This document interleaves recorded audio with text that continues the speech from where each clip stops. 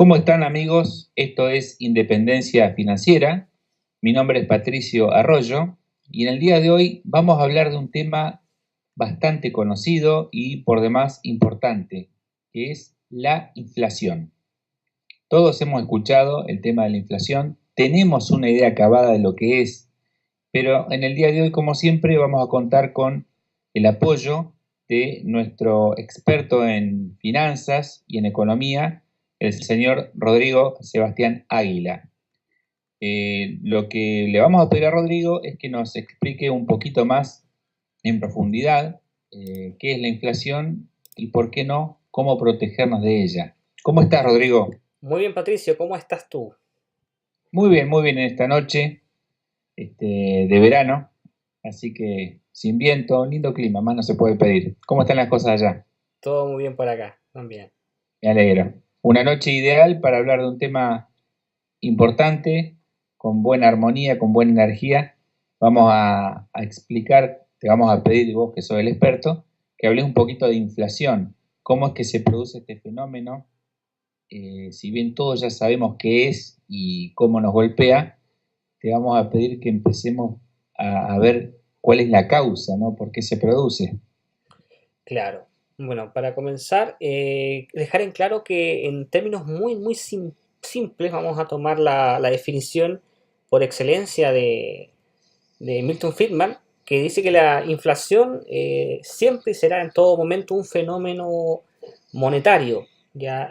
Ajá, En el sentido de esto que solo es producido, digamos, por un incremento más rápido, más acelerado de la cantidad de dinero, o sea, la masa monetaria, por sobre la producción de bienes y servicios.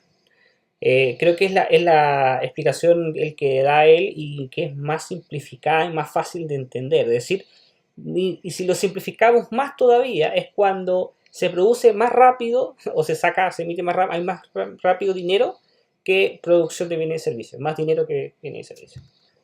hay un desbalance. Hay un pequeño, o sea, hay un desbalance exactamente y la calculadora o el termómetro más bien para decir que se mide eso es el índice, es el IPC, digamos. Bien, bien. Claro, cuando está mientras más desbalance haya, más inflación va a haber. Es decir, mucha emisión, mucha masa monetaria, que sería el dinero, los billetes, las monedas, Mm. vulgarmente hablando, con respecto a la producción de bienes y servicios, que es lo que se ofrece. Exactamente, y tenemos como termómetro, digamos, para establecer esos puntos o porcentajes, el IPC, digamos, que es el índice de precios al consumidor. Cuando dice el IPC marcó tanto, qué sé yo, ese es nuestro termómetro de inflación. Bien, la pregunta es, la inflación atenta básicamente contra el poder adquisitivo de las personas, es decir, el poder adquisitivo es la capacidad que yo tengo de compra, ¿no? Si hay mucha inflación, lo que más golpea es eso, porque a una persona le pueden decir, mira, vas a tener un aumento este mes en tu trabajo. ¿Cuánto me aumenta? Vas a tener un aumento del 20%. Ah, genial. Resulta que la inflación es del 30%. No nos sirve. Efectivamente, es un muy buen punto.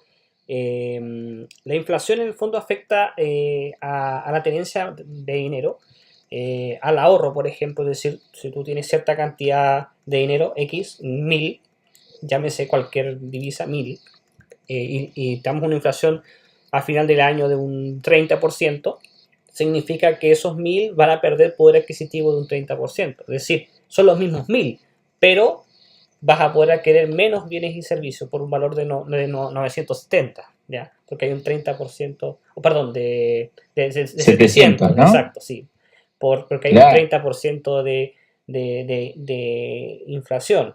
Ahora, es muchísimo. claro, ahora, una cantidad moderada de inflación siempre anda entre el 1 al 3%, digamos. O sea, siempre va a haber Ajá, inflación. Ahora, el siempre es también es falso porque también hay deflación en algunos casos, pero por lo claro. general lo normal es que siempre existe inflación. En Y términos, suele ir acompañado del crecimiento económico de un país. Normalmente si hay crecimiento hay un poco de inflación, ¿no? sí, exactamente. Lo que pasa es que cuando existe crecimiento también, evidentemente aumenta la emisión de masa monetaria para ir tratando de acompañar ese crecimiento, digamos, como una especie de balance que trata de sacar el gobierno, el emisor, ¿no? El Banco Central, qué sé Perfecto. yo. Ahora, también hay casos muy específicos, muy extraños, como el caso de Israel, donde hay deflación desde hace un rato ya y también hay crecimiento, Ajá. pero es un caso muy, muy peculiar. Hay crecimiento y deflación. Exactamente, es decir, no se emite mayor No masa sabía. monetaria, es decir, no se está emitiendo mayor masa monetaria, pero sí está creciendo la economía. Curioso, ¿no? Y eso es bueno para la ciudadanía, ¿no? Efectivamente, porque de hecho eso Yo se... escuché que Israel es un país que anda muy bien últimamente. Muy bien, tiene la mayor, creo que si mal no recuerdo, la mayor cantidad de startups del mundo, uno de los países que más innovación tiene, mayores patentes, Tecnológica. exactamente, y mayores patentes registra, etcétera.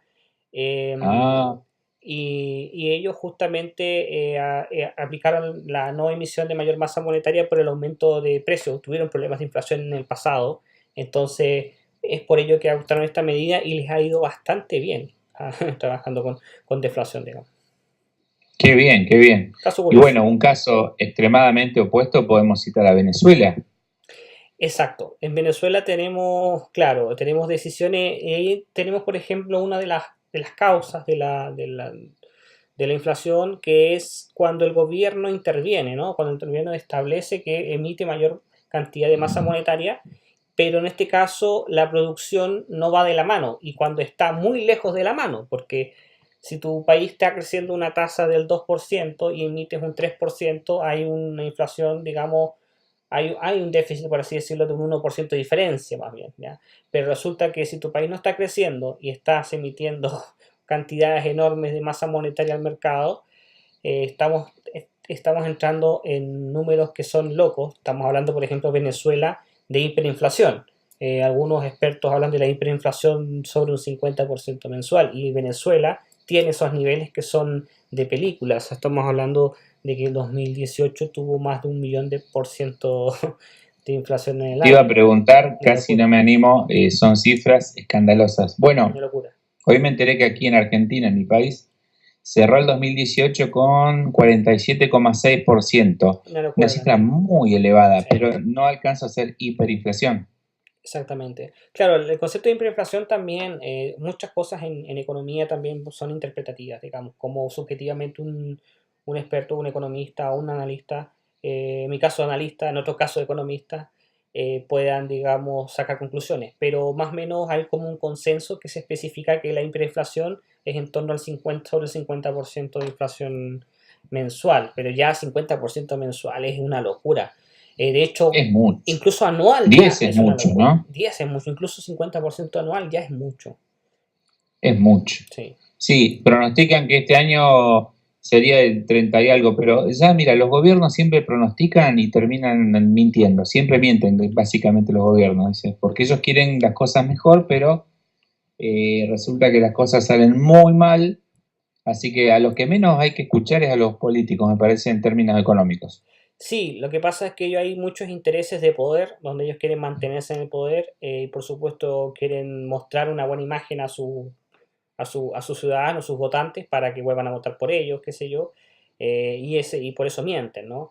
O tratan de calmar las aguas, tratan de poner paños fríos, como se dice vulgarmente. Ahora, Sí, muy bueno el punto, el tema de, es decir, cuáles son las cifras, es decir, el problema es que muchos gobiernos como Venezuela tratan de tapar el sol con un dedo, emitiendo más masa monetaria a la ciudadanía, como no sé, pensando que con eso va a solucionar el problema y con eso lo agrava, porque los bienes y servicios aumentan su precio. Cada vez que Maduro emite más masa monetaria, más aumentan los bienes y servicios. Y los ahorradores, toda esa gente que por muchos años ahorró debajo de su colchón o en cuentas de ahorro en bolívares, ya ese dinero no vale nada. Es una pena. Personas que han ahorrado toda su vida, ese dinero no vale nada. y aquí también está la falta de confianza, ¿no? Exactamente. De la gente. Y ahí se produce Yo no uno. sé si en Venezuela se pueden comprar dólares, creería que no. Hay un mercado intercambiario negro. Hay un tema ahí. Hay un tema ahí. Claro. Sí, sí. Porque acá lo que hacen, por ejemplo, en Argentina, y bueno, la gente está decidida a comprar unos dólares para zafar. Acá en Argentina hay una enfermedad con el dólar, y me imagino en Venezuela si se quieren proteger, algunos que puedan comprarán dólares. Por eso te preguntaba. Sí, sí, hay un mercado negro de dólares en Venezuela, por lo que he sabido. No, no he estado en ese país, pero sí he tenido esa información, digamos. Y Rodrigo, aquí entramos en otro tema, perdóname. ¿Cuáles son las formas de protegerse que tiene la gente contra este fenómeno? Una, por ahí ya te lo dije, es muy básica, es voy corriendo a comprar dólares o euros, pero bueno, dólares es más común. Entonces sí, digamos que te proteges un poquito. Otra podría ser, no sé, y voy a dejar en el banco un dinero a plazo fijo, por ejemplo. ¿Qué opinas? sí, existe, por ejemplo, como mencionas, los depósitos a plazo, CDT, que se llaman en unos países, que son depósitos bancarios con garantías en muchos países y que te dan un pequeño porcentaje de interés anual o mensual y que más o menos va correlacionado directamente con la inflación, ¿ya? Esa es la idea. Claro, generalmente es levemente más baja que la inflación, pero por lo menos te Mm, permite amortiguar la el golpe, devaluación monetaria que tienes, ¿no? De poder adquisitivo. claro. Claro, Otras es personas son un poquito más, digamos, con más conocimiento y dicen, bueno, a ver, averigüé y lo voy a dejar en un fondo de inversión. Entonces, otro instrumento son otras empresas privadas donde, bueno, tienen que cumplir con ciertos requisitos y, bueno, ahí van dejando su dinero. Y el fondo quizás a veces, según el tipo de fondo, les da un poquito más que el plazo fijo. Efectivamente, está esa opción que son los fondos, que es una muy buena opción. También está las inversiones en renta variable en general, que por ejemplo otras opciones como bolsa, es decir, adquisición de acciones u otros instrumentos financieros también. Por ejemplo, el mercado de divisas, el mercado Forex, también es una muy buena opción porque puedes convertir en este caso los pesos locales o la divisa local en euros, en libras, en dólares y en otras divisas, ¿no? Que te generen mayor confianza, donde tú pronostiques una mayor proyección futura positiva a futuro, para la redundancia. Exacto, exacto. Sí, es muy importante el tema de proteger los fondos. Bien, bueno, hemos tocado algunos casos de unos países que tienen mucha inflación. Por ejemplo, y yo te iba a preguntar cuál es el papel. Bueno, si hablamos del gobierno, podemos hablar de los bancos centrales. Son entidades que, digamos, que regulan, es como el banco de los bancos, ¿no? Ahí es Efectivamente. donde se aplican las medidas para, digamos, regular los procesos inflacionarios, ¿puede ser? Efectivamente, de hecho los bancos centrales emiten o autorizan la emisión monetaria, de masa monetaria. La Claro. mayoría o gran parte de los países tiene su propio banco central que emite o autoriza la emisión de su divisa. Por ejemplo, en el caso de Argentina, tienes el Banco Central de Argentina, el Banco Central de Chile y así la Fed en Estados Unidos, La por lo Fed en que, Estados Unidos, claro, para la emisión de dólares. En el caso de Europa es curioso, porque en Europa, Alemania, España, qué sé yo, todos están todos utilizan la misma divisa, que es el euro, ¿no? Y en este caso es claro. el Banco Central Europeo. Y el Banco Central Europeo no emite, sino que autoriza a que cada país emita. Entonces no es que ellos emiten para todos los países, sino que ellos autorizan. ¿Dónde está dónde está la sede de ese banco? La sede del ¿Sabes? Banco Central Europeo, eso me pillaste, te lo digo de inmediato.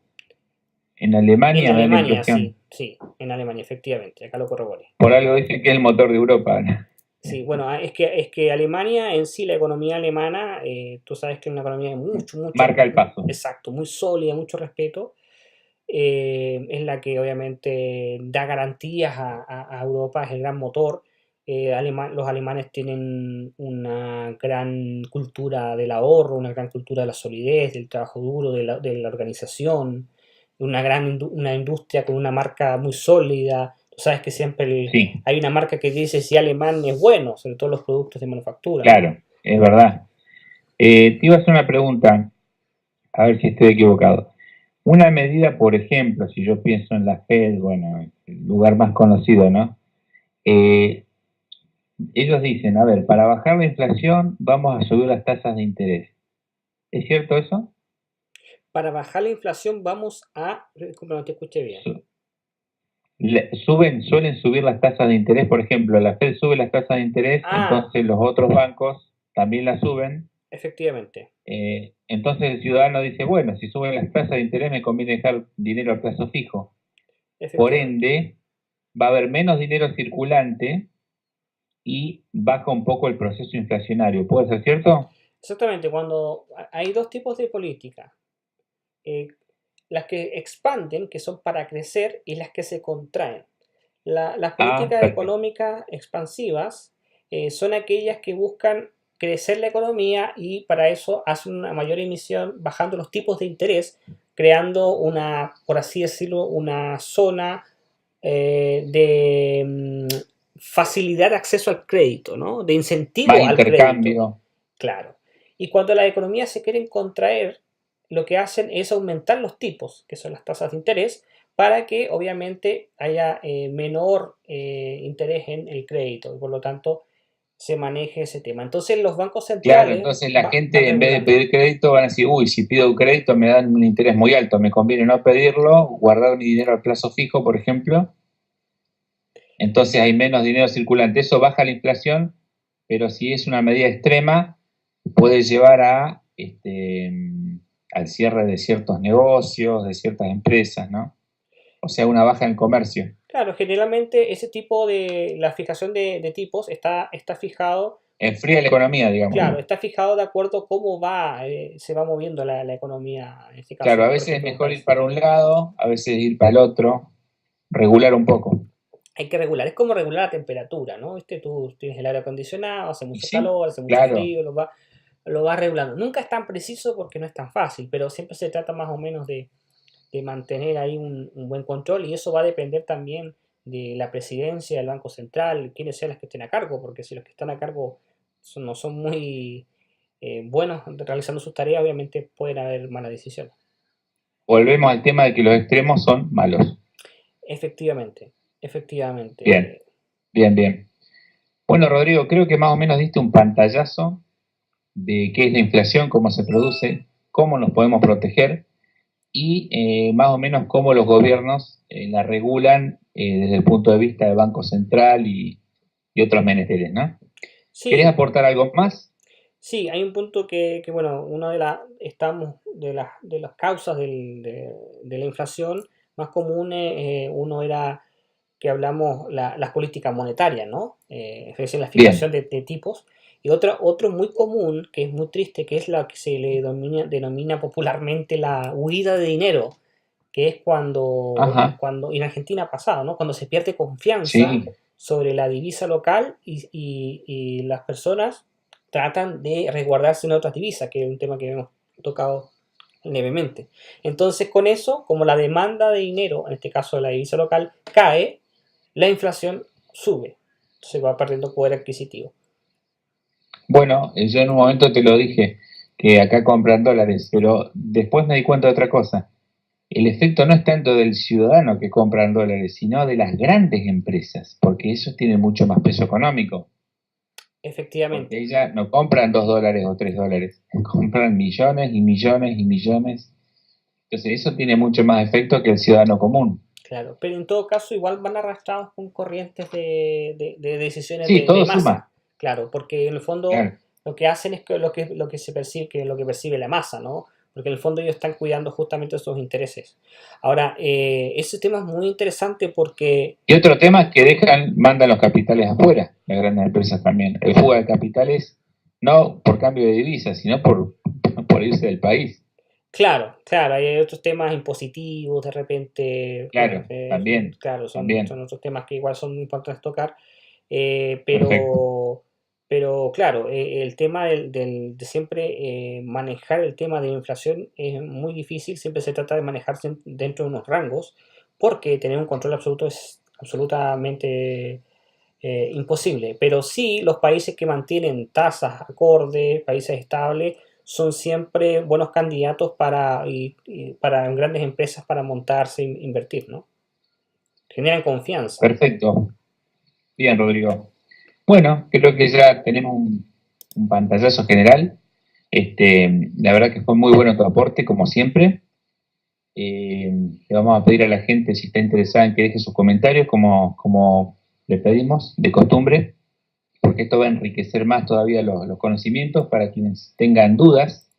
Si quieren, si les interesa, se pueden suscribir al canal.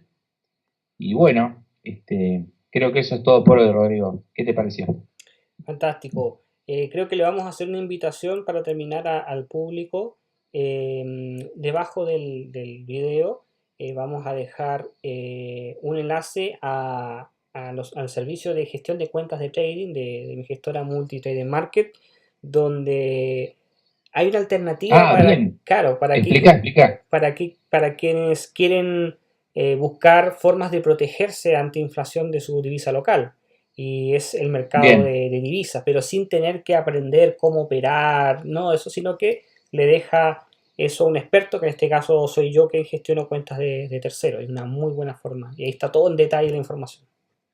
Doy fe de eso. Le digo al público que Rodrigo Sebastián Águila es experto en mercados financieros, es trading profesional desde hace, pero me quedo corto si te digo 10 años, ¿no? Más de 10 años. Un poquito menos, la verdad, desde No, 2010. bueno, redondeando. Sí, sí, Pero 2010. tenés una experiencia muy vasta.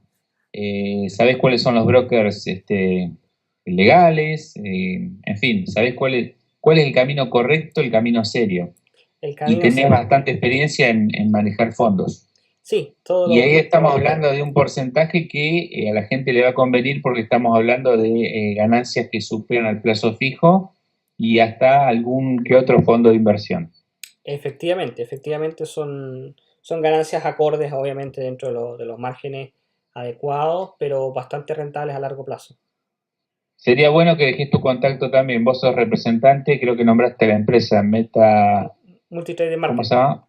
Multi-Trading Market. Sí, Exacto. sí, Así que bueno, ahí ya lo dejo en tus manos el contacto. sí, ahí va a estar debajo del video y todos los que se quieran tener mayor información van a poder leer en detalle con el link y obviamente van a poder ponerse en contacto conmigo mediante formulario de contacto.